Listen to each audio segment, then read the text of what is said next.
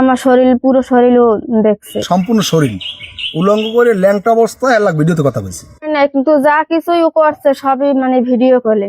ওনার আরো আগে বদনাম আছে 2-3টা, তাহলে উনি মহিলা মানুষ এগুলো করে কারণ কি? ভিডিও কলে হুমকি দিছে, ভিডিও কলে আমার করাইতে বাধ্য করছে। এই মহিলা সোহাগ নামে একটা ছেলের সাথে এইভাবে করছে, কুকর্ম করছে। করলে ওই ভিডিওগুলো মানে আমার যে স্ক্রিনশট ওইটা ছাড়ছে। বরগুনার তালতলিতে প্রবাসীর স্ত্রীর সঙ্গে ভিডিও কলের মাধ্যমে আপত্তিকর সম্পর্ক স্থাপন ও ব্ল্যাকমেইলের অভিযোগে চাঞ্চল্যকর পরিস্থিতির সৃষ্টি হয়েছে। একটা স্ক্রিনশট দিছে, আর একটা স্ক্রিনশট দিছে আমার গায়ে ওন্না ছিল না, ওরকম একটা স্ক্রিনশট দিছে।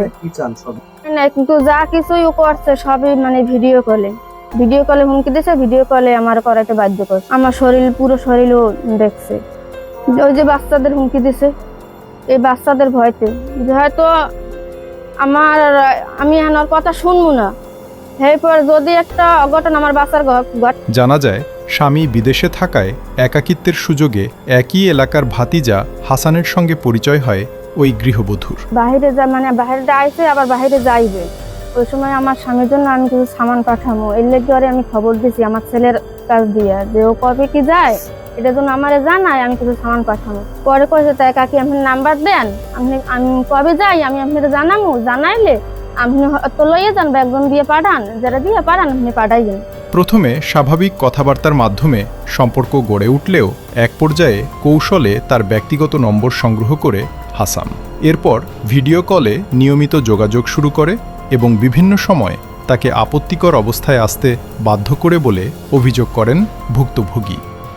আমি ওর নাম্বার দিছি, নাম্বার নিয়ে দেওয়ার পরে ওই নাম্বারও ইমোতে সেভ করছে, সেভ করে ও আমার কল দিছে, কল দিয়ে ও আমার লাগে মানে এমনি কথা কইছে। এরপর আমি কইছি যে কল দিয়ে না মামা কাকু একজন দেখলে সমস্যা হইবে, কল দিয়েছেন এমনি মানুষ কইবে না তুই আমার লাগ কথা কবি, তুই আমি যে বাইলে কই তুই ওই বেলা আমার লাগ কথা কবি, নাহলে থাও ভাঙ্গা করে তুই তোরে মারিলাম, তোর বাচ্চাগুলো রাস্তায় আয় এদিকে আয়, তোর বাচ্চা জঙ্গলে মরা পাবি। অভিযোগ রয়েছে ভিডিও কলের সময় ধারণ করা কিছু স্ক্রিনশট ও ছবি ব্যবহার করে তাকে ব্ল্যাকমেইল করতে থাকে হাসান। এই ভয়তে আমি হেল্লাক কথা কইছি, বেশ কয়েকদিনই কথা কইছি। কথা করার পরে ওরকম মানে ও বলতে আছে যে আমি যেরকম বলবো ওরকমই তুমি আমার লাগ কথা কইতে হইবে, নাইলে আমি তোমার বাচ্চা দিব না। বাচ্চার জানের ভয় আর নিজের জানের ভয় মানে ওর লাগে আমি কথা কইতে বাধ্য হইছি। ও বাইরে চলে গেছে, বাইরে যাইয়া ওইগুলো যে স্ক্রিনশট দিয়ে আর কি রাখছে, আমার আমি যার কথা কইছি ওই স্ক্রিনশট দিয়ে রাখছে, রাখিয়া ও বাইরে যাওয়ার পর ওইটা দিয়ে আবার আমার হুমকি দিতে। এসব ছবি ও ভিডিও সামাজিক যোগাযোগ মাধ্যমে ছড়িয়ে দেওয়ার ভয় দেখিয়ে দীর্ঘদিন ধরে তাকে মানসিকভাবে চাপ প্রয়োগ করা হয়, এমনকি তার সন্তানদের ক্ষতি করার হুমকিও দেওয়া হয় বলে জানান ওই গৃহবধূ। এই বেলে কথা কবে, নাইলে আমি এটা তো স্বামীরও দাম, আর তোর স্বামীরও নাইলে আমি মারবো। তো আমি ভয়তে কারো কাছে বলতে পারিনি যে আমি কারো কাছে বলবো, হয়তো ও বাহিরে আছে, যদি একটা লোক দিয়ে আমার বাচ্চার একটা ক্ষতি করে। আবার এতটুকু বলছে যে তোর বাচ্চা আমি মারবো, তুই মানুষের কাছে কবি, হয়তো আমার 5 বছর 10 বছর জেল হইবে, কিন্তু তোর বাচ্চা তুই তো আর কোনোদিন পাইবি না। এই ভয়তে আমি আল্লাহ কথা কইছি, মানে ও যে বাইরে করছে আপত্তিকর ভিডিও হইছে, আমি আল্লাহ কথা কইছি এরকম। তারপরে বেশ কিছুদিন গেছে, এরপরও আবার দেশে আইছে। আমি দেশে আসার পরে আমি ওর ওই নাম্বার ব্লক করে দিছি, মানে ও দেশে আই আমার অনেক ধরনের আবার কুপ্রস্তাব দিতে আছে, ওই কুপ্রস্তাবে আমি ওর নাম্বার ব্লক করে দিই। ব্লক করার পর অন্য একটা আইডি খুললেও আমার আবার ফোন দেওয়ার পরে আমি ওরে কইছি যে কাকু দেখেন, আপনারও সন্তান আছে, আমারও সন্তান আছে, আমারও সংসার আছে, তাহলে যে এতটুকু হয়েছে ওই পর্যন্তই অপথায়।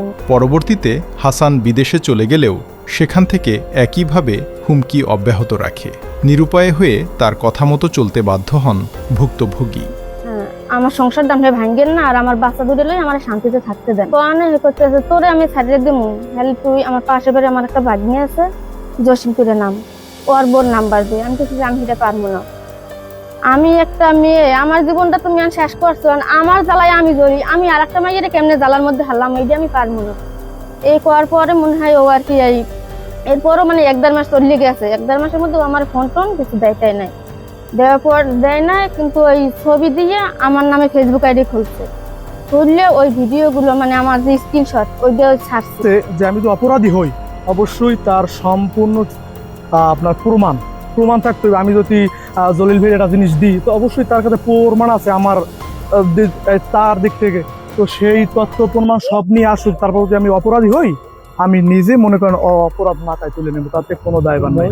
পরে দেশে ফিরে সরাসরি সম্পর্কের প্রস্তাব দিলে তা প্রত্যাখ্যান করায় ক্ষুব্ধ হয়ে সামাজিক যোগাযোগ মাধ্যমে আপত্তিকর ছবি ছড়িয়ে দেওয়ার অভিযোগ ওঠে তার বিরুদ্ধে।